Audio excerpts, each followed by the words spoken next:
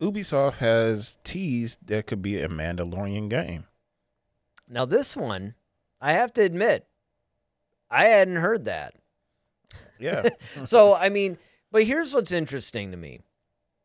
And maybe I'll just go ahead and kick this off for a second before you get into the article. And also give you time to find any details just in case you may have lost them. All right. I know. I'm sorry. Gotta find a tractor beam to grab. Yeah, I these know. things back. Hey, watch out, man. I got my thermal detonator here. I'm not afraid to use it. But here's what's interesting to me about this whole Mandalorian game from Ubisoft, right? Is that Lucasfilm just came out and announced that they got this whole Lucasfilm Games thing happening now. And I find it a little strange because, again, I didn't read this. And I pray you didn't get this from We Got This Covered, because you know how I feel about that site. Pretty much the same way everybody does, is that they're terrible. I mean, don't get me wrong, they got some entertaining stuff, but usually it's totally wrong, and it's not even worth reporting their crap, to be honest. About the only time that I would ever do anything with We Got This Covered is if it's kind of like they come up with some weird, outlandish, type of thing that was right up there with, like, Snoke is actually Mace Windu or something like that. One of those, like, fun, speculative type of things where you're like, all right, well, yeah, let's talk about this because this will just be a fun discussion. But honestly, I haven't heard this, and it's really weird that they make this announcement, but yet Ubisoft is coming out with this game. So, well, it's speculated that it may be the Mandalorian. It has not been confirmed, but it's supposed to be some what do you call it? The open. I can't think of the name. Open, like what? It's like a debut. No, you have like it's like an open world type thing where you can kind of like just choose your own adventure type. Oh, that's kind of it. Open world games. Yeah. Are they saying that it's a Star Wars game though, and they're just speculating it's a Mandalorian, or? Yeah, I think that's what it was happening here. So they're kind of teasing that, and everybody thinks it's the Mandalorian, of course, because of the height of the game. And, of the show, and I mean it makes sense because of how the Mandalorian show operates. He's bouncing all over the place, all these different galaxies, or in different systems and all that type of stuff. So I can see him doing these bounties and running into all these different types of people. So I mean, if they do, create this game, because I remember you had what was the bounty hunter, the Jango Fett game years ago on what was that game? I have no idea what you're talking about. Yes, they never had a Jango Fett game. What was the game that you played? We had it at the studio. It was like a bounty hunter game. I mean, they had the original Battlefront 2 or Battlefront. No, man, you had the. I had a bounty hunter game? Yeah. On what system? I didn't get the PlayStation. I didn't get the PS4 until like 2000. Oh, what year was that? 14, 13, somewhere in there.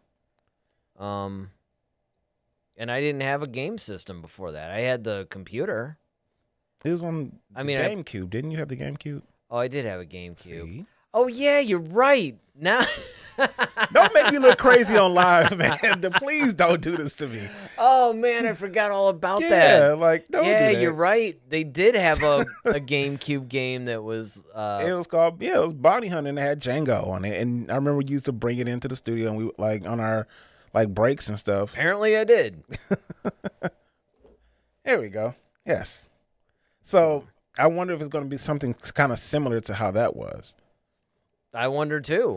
You don't remember the game? You don't even remember the game. Well, I now. mean, I actually do vaguely remember. I mean, again, my memory isn't like if I went on YouTube or something and watched it, I'd probably be like, oh yeah, I remember that game. But yeah, I mean, chances are I'm not going to be the most accurate source of information if we're comparing games here, even though I owned it. But, man, I hadn't owned the GameCube, and yeah, well, I mean, yeah. It's been a minute.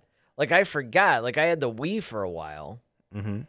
But, yeah, I forgot. It was kind of like, I don't know, like mid to late 2000s or whenever the GameCube was sort of at its peak. Yeah. I ended up getting I one. want to say like 04 or Because something around there. Jim had one. He was the one that actually sort of convinced me to get it. I played at his house, and I'm like, hey, this thing's actually pretty cool. And so I ended up going out and getting it, and it was. I still say the GameCube was great because it had those like little mini discs, like what they used to for CDs. I mean, before the show went on, you and I were talking about how cassettes are actually starting to come back, which I can't even imagine why cassettes would come back. But another thing that they did was when CDs first came out, they actually had these like little tiny, little itty bitty ones. And what they were trying to do was actually bring like the old 45s type of thing back. So they were putting singles on these little CDs basically. And that's what ended up what they put the GameCube games on, which I thought was hilarious. But yeah, I mean, it was a good system with good graphics, but it could be. I mean, this game could actually be something similar. I would prefer it, like you said, though, actually be a Mandalorian. First of all, I think the Mandalorian would be ripe for a video game series. Oh, yeah, definitely.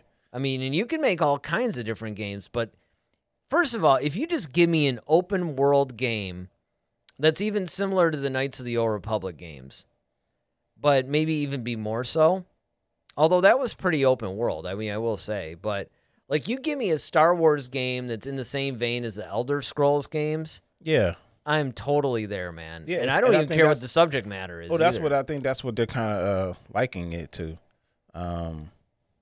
It's pretty much kind of like your Elder Scrolls, God of War. So I think that that would be a really cool thing because, like I said, with the Mandalorian, just the nature of the show is very open world and just kind of like I can see him flying to different places, you know, like Trask, or he's flying to Navarro, or he's going here, he's going there, and he's got to pick up stuff. He's got to fix his ship. He's got to do. I mean, it's kind of like. I mean, the Mandalorian is kind of like one big giant open world video game. Just, you know, you're just kind of watching it really. But I think this would be really cool. You know, compared to your typical stuff like Battlefront. What's the Rogue Squadron games? Yeah, well, that's stuff that has like a set story. Right. That's basically it. Is that we have enough of those type of games. Not since Knights of the Old Republic. I mean, there's the online Old Republic game that they have that's kind of like that, but not since Knights of the Old Republic and Knights of the Old Republic 2 have we had an RPG-style game, much less one that's like massively open world, like, say, like the Elder Scrolls game. And you're absolutely right. I mean, the Mandalorian, if you're going to make anything about it, that would be the series upon which you can base a game because, let's face it, it's right now we're almost watching a game because we have no idea from week to week where the Mandalorian's going, what he's doing. I mean, even when he was taking the child back, it was basically just, okay, I'm going to go and talk. It's almost like, they're taking side quests and... Yeah, that's what I'm saying. I mean, that's what I'm saying. It's totally like it was basically like watching an open world RPG game. Yep. Completely. And I mean, I've been saying that for years. Like, they need to come up with something that's really, really well thought out. I think that's the problem. It needs to be well thought out. Ronaldo says, it has all the sense of the world. Mandalorian is the most popular show on the planet. A game would not hurt. Yeah, that's another thing. That's another good point, too, is that if you're going to base a game on anything right now, I think The Mandalorian is probably the smartest bet that you can make because it's got wild popularity right now. Yep. Everybody thinks it's great.